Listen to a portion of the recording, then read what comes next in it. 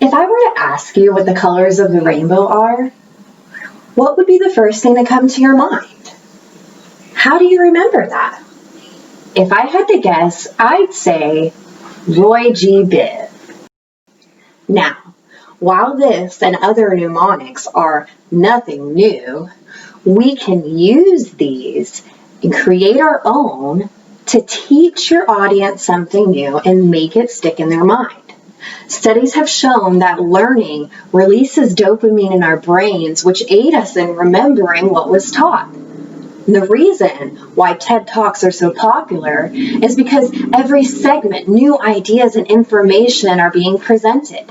But it isn't just enough to have new information. We have to present it in a way that is memorable and piques the listener's interest. Watch this. Okay, I'm going to give you a bit of a demonstration. Would you like to see that?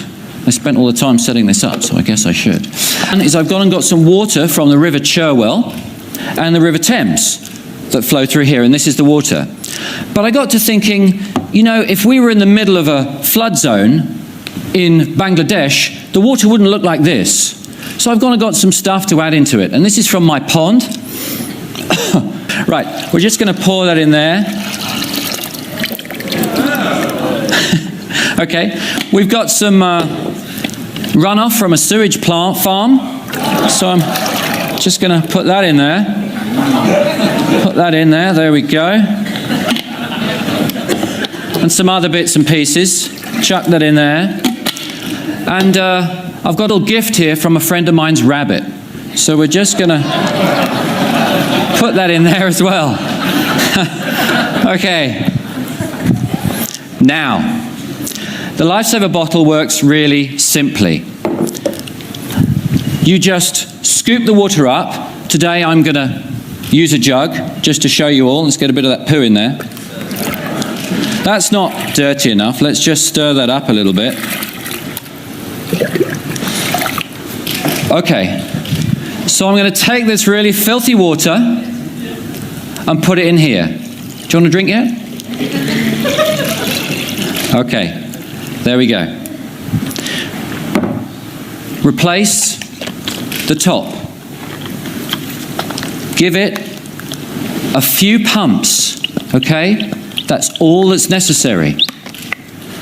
Now, as soon as I pop the teat, sterile drinking water is going to come out. And I've got to be quick. Okay, ready?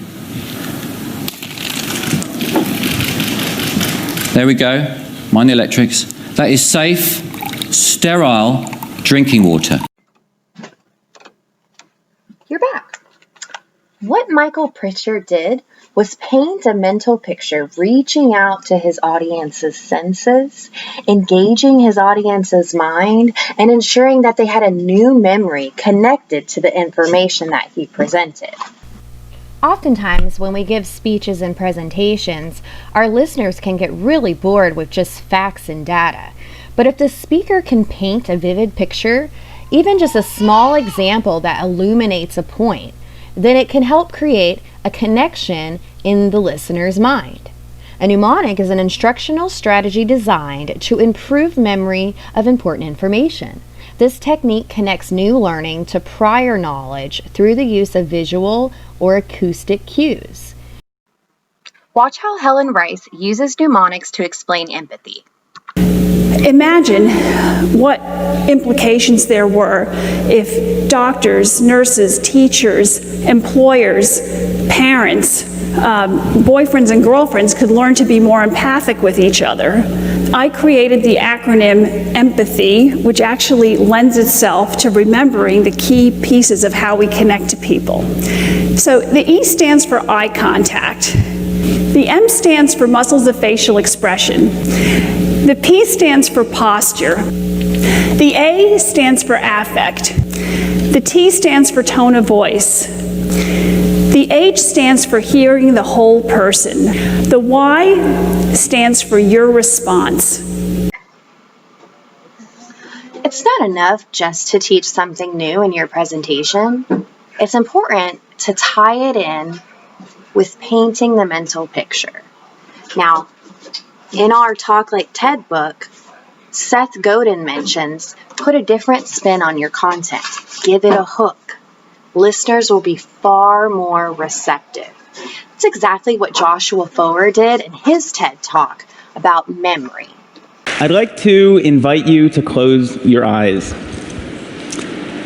Imagine yourself standing outside the front door of your home. I'd like you to notice the color of the door, the material that it's made out of.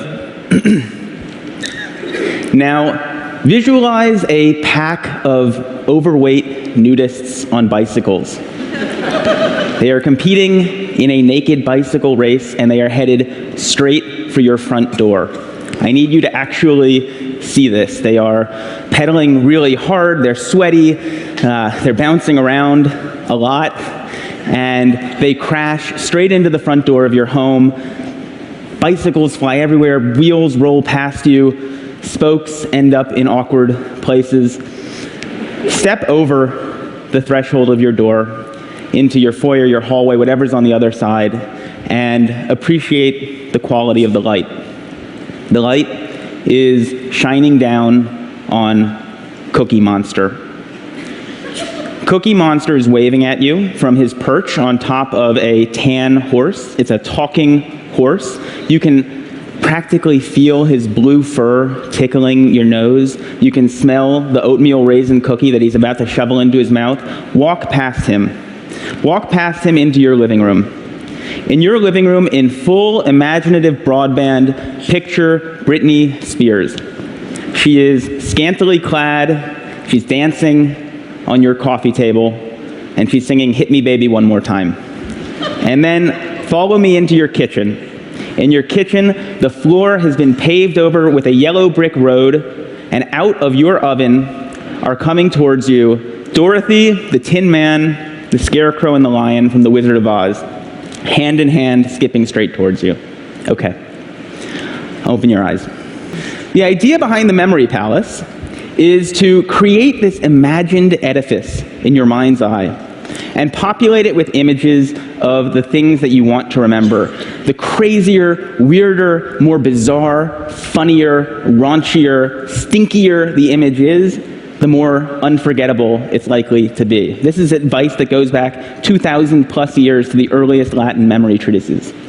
So how does this work? Let's say that you've been invited to TED Center Stage to give a speech, and you want to do it from memory. And you want to do it the way that Cicero would have done it if he had been invited to TEDx Rome 2,000 years ago. What you might do is picture yourself at the front door of your house.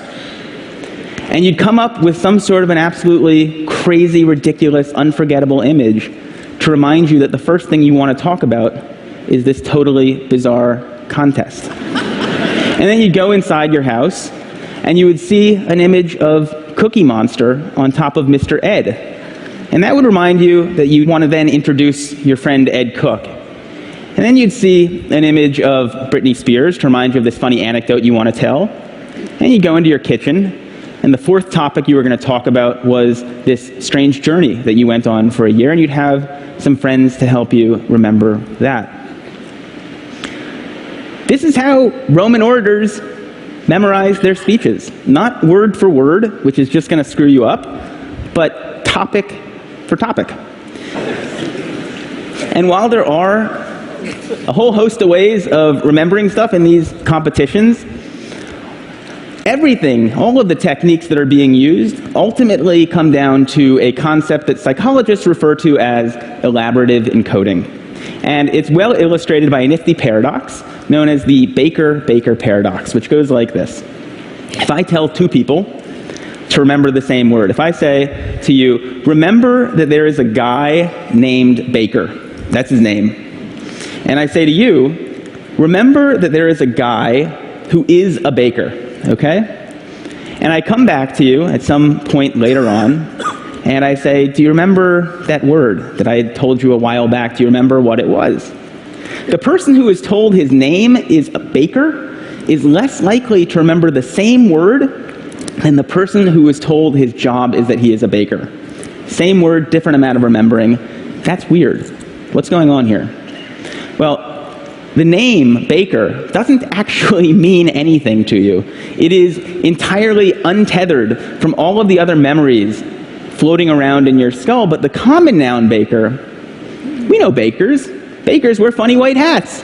Bakers have flour on their hands. Bakers smell good when they come home from work. Maybe we even know a baker. Joshua Foer captured the audience's attention by presenting old information in a new and exciting way. The memory palace and mnemonics began in 447 BC with the Greek poet Simonides. Now, in summary, we've seen 3 different examples of teaching something new being memorable at the same time.